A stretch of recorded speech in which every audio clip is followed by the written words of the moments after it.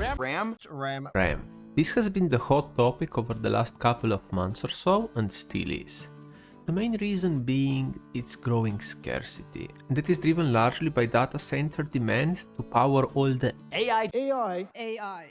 This surge has led to dramatic price increases, in some cases up to 4 or even 5 times higher than before.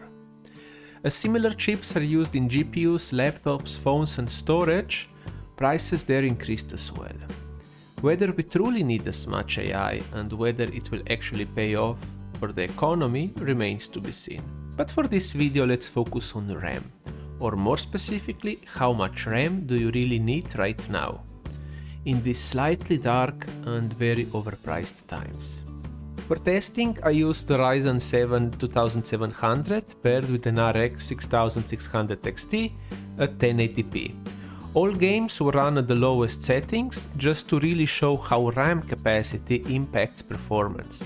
Each benchmark was run 3 times, and I am using the average result for 32GB, 16GB and 8GB of RAM respectively.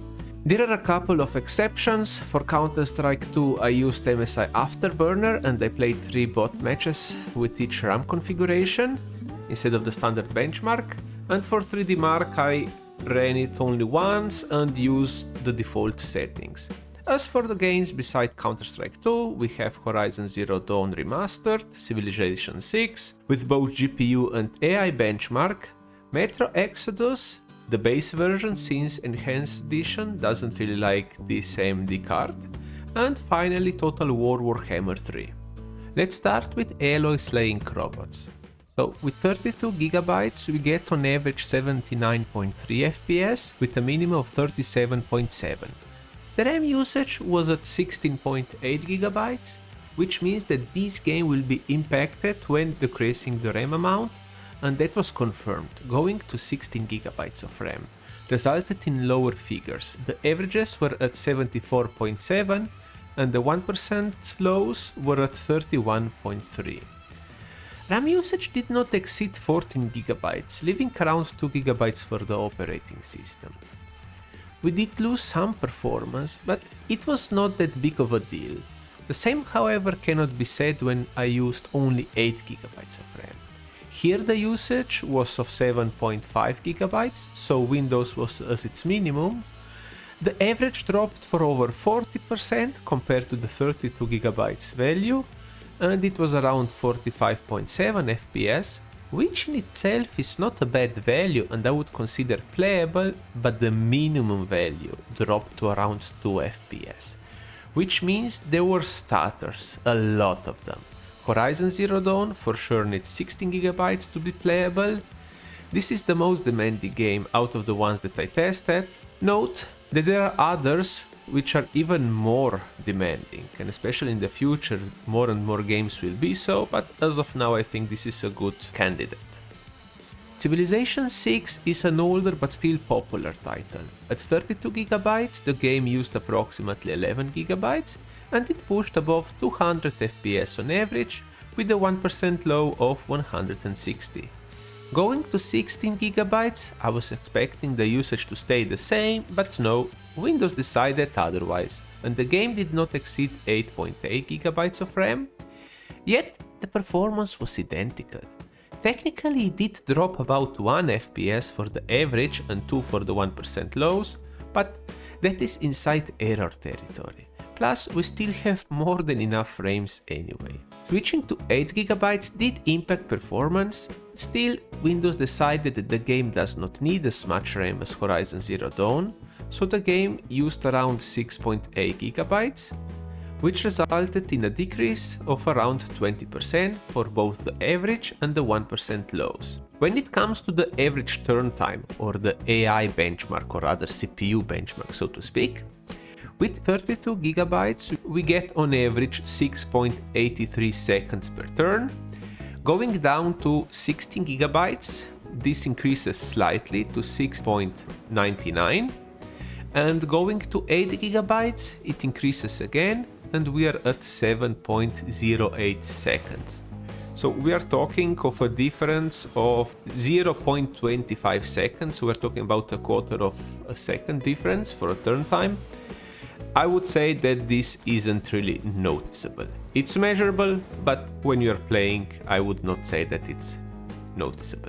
Metro Exodus benchmark, it does not like MSI Afterburner, so I won't be boring you with RAM usage. The game performs the same either with 32 or 16 GB of RAM, with the average of around 75 FPS and a 1% low of around 71. At 8 GB of RAM, the average did drop by a single frame per second, which is negligible, and their only real impact was for the minimum value, which dropped by 10 frames per second, but it was still above 60, so yeah, a very well optimized game overall, I must say. With Warhammer 3 Total War, we get back to RAM usage. At 32 GB, the game used 13.5 GB and it managed 120 FPS on average, with a 1% loss in the mid-90s. At 16 GB, the game does use 3 GB less. The averages are the same, only the low values drop by around 15 FPS. With 8 GB, we get a drop in the average by 6 to 7 FPS. Also the 1% loss will drop, but by only 4. Warhammer 3 is playable anyway, and the drops we have seen are minimal, closer to Civilization 6 than to Horizon Zero Dawn. The last game is Counter-Strike 2. I must say that I'm starting to like the game just by testing it during benchmarks. At 32 GB, the game used around 13.9 GB of RAM. On average, we got 150 FPS with a 1% loss in the 60 figure.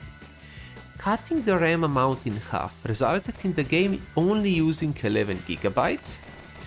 Only the average dropped by 10 FPS, while the 1% loss remained basically the same. At 8 GB, however, things get worse. RAM usage is now at 7 GB, the averages are at 110 FPS, while the 1% struggles to reach 40 FPS. The average did drop by around 30%, while the other figure dropped by around 40%, at least if we compare it to the 32 GB result. The game is still more than playable, but RAM did impact it somewhat. There is no denying that. 3D Marks gives you a combined and separated score for both the GPU and CPU. The GPU score was more or less the same with all three configurations, while the CPU score did drop by 4% at 16 GB and by 14% when running only at 8 GB, of course comparing this to the 32 GB result as a base.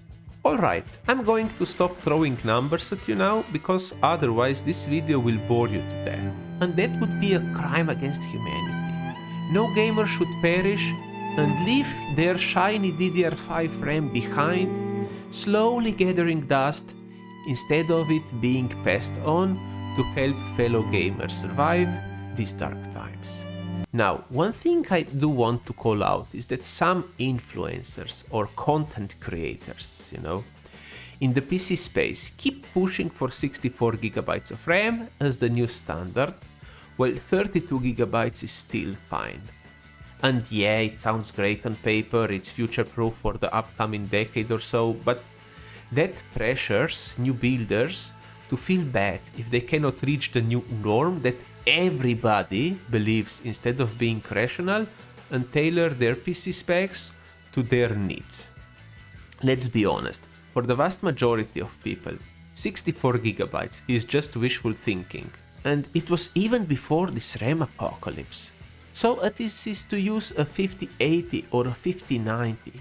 Sure, people benchmarking CPUs and GPUs do need that, the latest and greatest in GPUs and CPUs and RAM, but they get paid doing this thing, and their investment eventually pays off, while for the average gamer, which means us, that is not the case. Not counting any emotional and stress relieving value, of course, The PC is like a car. As long as it can take us to where we want in a safe and reliable way, it is okay. So if you are building or buying a new PC right now, I hope this video showed you that 16 GB is still perfectly fine starting point, depending on your use case. You can always wait a year or two and add more RAM later, Ideally when prices come back down to something that actually makes sense. Just be sure to take a motherboard that has enough slots, or when you're buying RAM that you buy just one stick. I do hope you found this video interesting, perhaps maybe entertaining, but it had a lot of numbers, not gonna lie. But when you're analyzing some effects, we must have something measurable and not just personal impressions or thinking. Anyway, that's it for this video. I would really like if you drop a like, subscribe if you aren't already, and leave a comment and share this video with anybody who might be interested in it. Making such videos takes quite some time and energy. And as everybody, we all like to see our projects to be appreciated, enjoyed, and so on. I will see you all on the battlefields. Gaming Teacher, out.